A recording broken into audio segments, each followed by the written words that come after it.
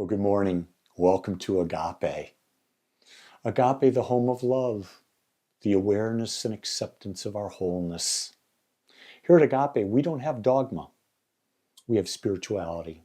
We teach how to better self-love through conscious living. We teach the principles of the science of mind. We teach Zen, accepting what is. We teach the idea that all suffering comes from our desires.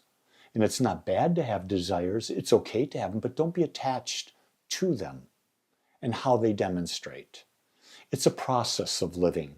And it's not an easy process. It's a simple process to understand, but it takes great work because we're doing things differently than everybody else. But yet, I find it so beneficial. So before we get into today's message, let's take a moment and get ourselves situated. So if you would, bring yourself to a comfortable seated upright position. Your back is straight. Rest your hands gently on your lap. Close your eyes and take a full, long, slow, deep breath in. That's it. Now let it go. Feel yourself begin to relax. Again, another long, slow, deep breath in. Fill up your lungs. And now slowly and fully let it all go. And release all tension, all stress. And again, one more long, slow, deep breath in. Feeling love and peace coming in. And now release anything unlike it. Now just take a moment and notice your body. Notice how relaxed it is. Notice that your mind is a bit quieter. Just allow the thoughts to come in. They're going to come in no matter what you do, but let them move out. Don't analyze them. Don't hold on to them. Just let them come in and out. The whole idea is to realize that you are the master of your mind. You are the master of your body. You are the master of your emotions. You are that which is aware you have a body and a mind. You see, if you get sick, you're not sick. But you're having the experience, your body is having the experience of sickness. So whenever we use I am, we don't identify ourselves with it. We see it as something outside of ourselves because we're pure consciousness, we're spirit. And so from this point, we come today to be open, to be receptive to a new idea, to the idea of protecting that light, that divine light that lives within each of us, to see it clearly, to know it clearly, and to allow it to continue to shine and to not ever dim that light. And so having set that intention, that we are open to receive new ideas, new messages, new ways of seeing things, we can come back to this time, to this place. Begin to move, wiggle your fingers, your toes, and when you're ready, open your eyes, put a smile on your face, ready to receive. So last week I talked about the power of saying sacred no. Today I want to talk about protecting the light within. You see, light or your vibration, it speaks louder than your words. Your energy introduces you before you even speak. So you want to keep it clear and you want to keep it sacred. When you walk into a room, I don't know if you realize it, but your energy is preceding you and people are feeling that energy. Doesn't matter what you say, it matters the energy you're projecting. That's true in every situation. So let's look at what is the theme and the core idea that I want to talk and present to you today. The theme is maintaining spiritual energy after reclaiming it. That's right. We understand we have spiritual energy, and now we've reclaimed it, so how do we maintain it? The core idea I want to talk about is awareness alone isn't enough. We must actively steward our vibration. Key statement: energy is sacred currency. How we spend it determines our experience. I talked about that a little bit last week. Do you want to spend your spiritual currency on putting more hair on the top of your head? Or do you want to become more aware and have a greater experience and deeper experience of life? You see, your energy is your currency, and where you focus your energy becomes your experience. So let's look at this thing called energy, and let's look at it as far as sacred currency.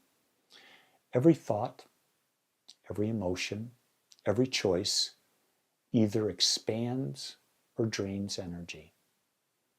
Just take a moment and pause. Think about thoughts you may have had. Was it expansive or was it constrictive?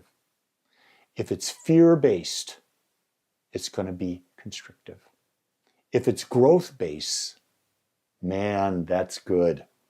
That, you know, is going to expand your energy. And realize that your field of energy, your thought atmosphere, so to speak, is the sum of your consciousness up to this point. It's the sum of your level of awareness of the truth of who you are. You are the divine expressing. Chances are you don't know that. You think you're your body. You think you're your thoughts. You think you're your emotions. And that's the field of energy. But there's so much bigger field. You see, your awareness, our awareness without stewardship equals potential without power. That's the key thing. You've got to be the one that consciously chooses how to use your energy.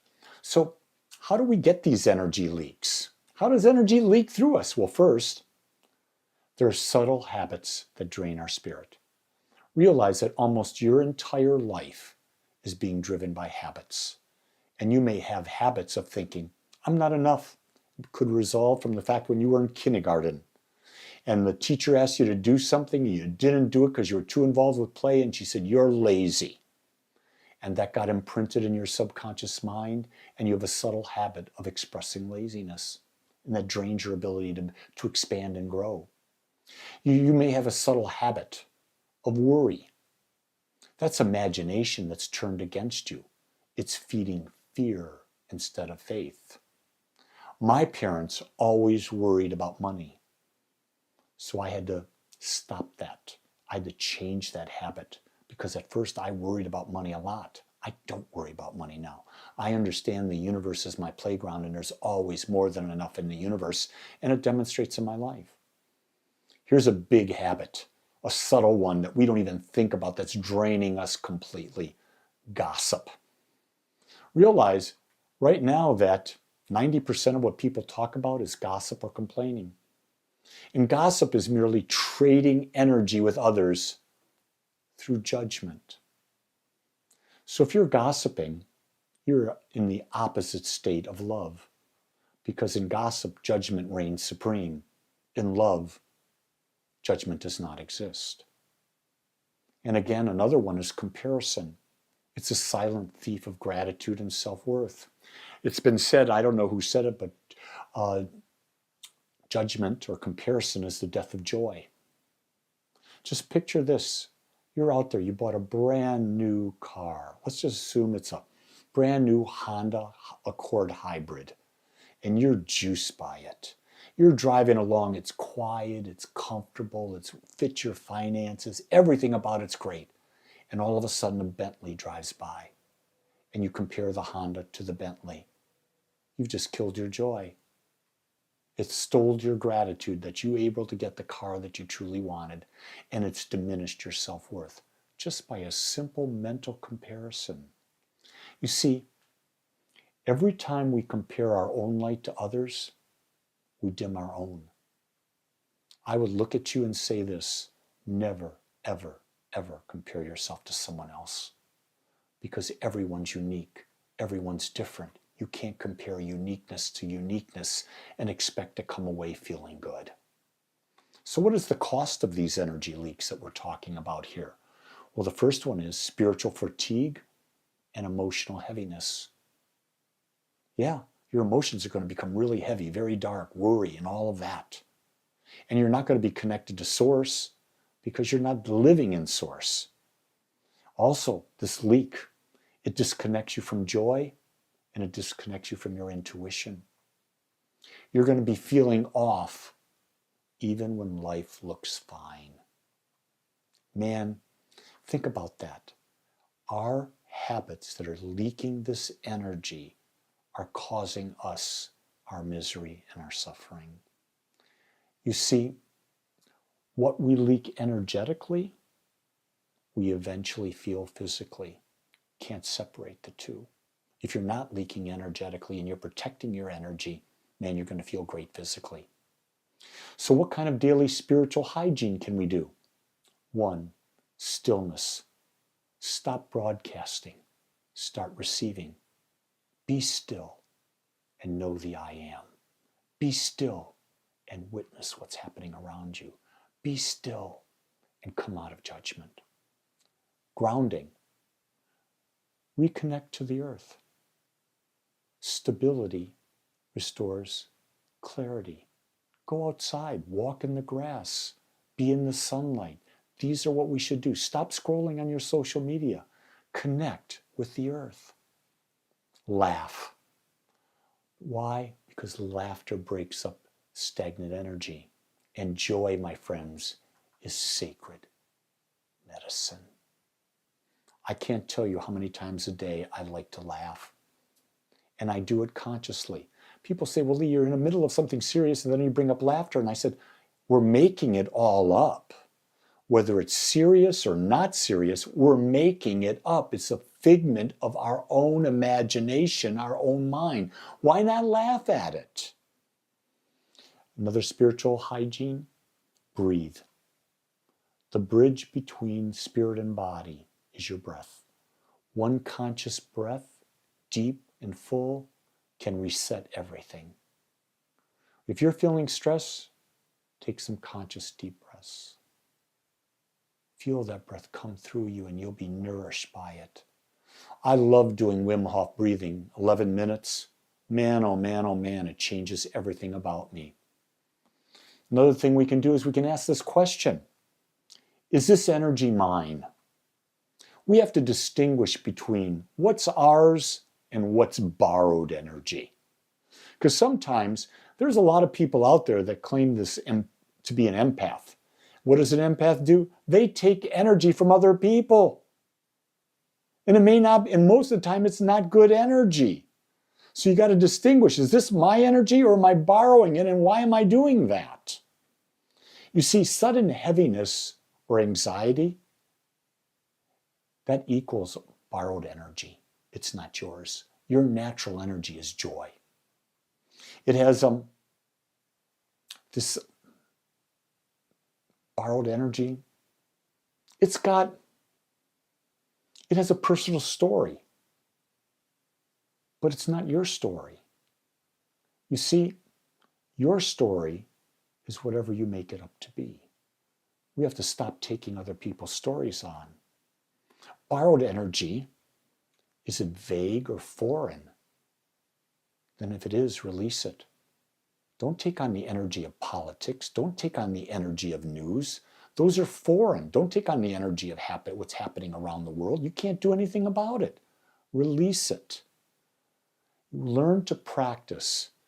If this energy isn't mine, I release it with love. What does that mean? I release it with non-judgment. I'm simply making a declaration. It is not mine. So what are some tools to be stewards of this sacred energy? Visualize golden light. Imagine golden light radiating from your heart each morning.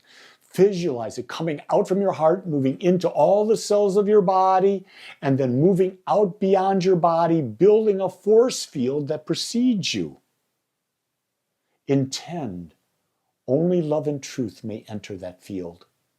In other words, you've created a force field. You've created a cocoon of love, a golden light cocoon of love. And you get to decide what you will let in and what you don't let in. Also, do an energy check-in.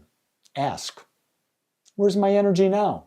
Am I in love, in joy, in peace, or am I fear, anxiety, jealousy? You see, expansion equals alignment. It means you're aligned with spirit and you're aligned with what values most to do. most values to you.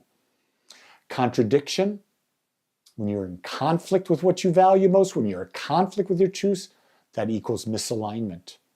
Not a good thing. Another spiritual tool, nightly clearing. Before you go to bed, release the day's bad energy in violet light. Just see the bad energy, see a violet light surround that energy, and gently just release it. Let it go. Send gratitude to everything in your life, and that will help you reclaim your power because you're grateful for everything. Why protecting your light matters? Well, pretty simple. Spirit asks us to protect our energy, not our fear, not out of fear, but out of reverence. And that's really the key thing. You're being reverent with the sacredness of who you are. You're not going to be doing it out of fear. Clear energy sharpens our intuition, and it amplifies and it expedites our manifestation. So you want to be really clear about the energy you're broadcasting. And you want to be really clear about listening to the energy that's coming to you. You see, this is the continuation of boundary work at the energetic level. We talked about saying no and establishing boundaries. Well, this is doing it at the energetic level. And we do set boundaries. You see, awareness keeps the door open, but our practice, our daily spiritual practice, it keeps it clean. So how do we live as light? A clear field is a healing field. Don't have regrets. Don't have worry. Don't have, I made this mistake. No, clear that field. Your presence, the energy that you are, becomes your prayer. You become a vibration, and that vibration is heard by the universe and it attracts to you. Remember this, you don't need to fix anything. You need to simply radiate the new energy. Don't try to fix what went wrong. Radiate a new energy. That new energy will cause a new experience, and what you think needs to be fixed will disappear into the nothingness. So as we close with this talk, I want you to remember, practice being deliberate with your attention. Protect your peace at all costs without apology. And steward your light as the divine inheritance that it is. You've been given this divine light. How you use it is your business and nobody else's. So remember this. When your energy is clear, your soul speaks effortlessly. And so with that, I've also got some affirmations for you to help you reshift your focus. The first one is, my energy is sacred and powerful. I consciously release what isn't mine. I fill my being with peace, love, and light. I protect the divine radiance that flows through me. I love that. I protect the divinity that's flowing through me. You see, protecting your energy, it's not selfish. It's how spirit shines through you. And how it shines through you is the most beautiful light you can ever imagine. I want to thank you for taking the time to be with me today and invite you to go to agapespiritualcenter.com. Click on the link and sign up for my daily thought and newsletter. This way you get exactly what I'm thinking about and you'll find out all the great things we offer at Agape. And while you're there, click on the Giving tab. Make a donation. Become a supporter of Agape.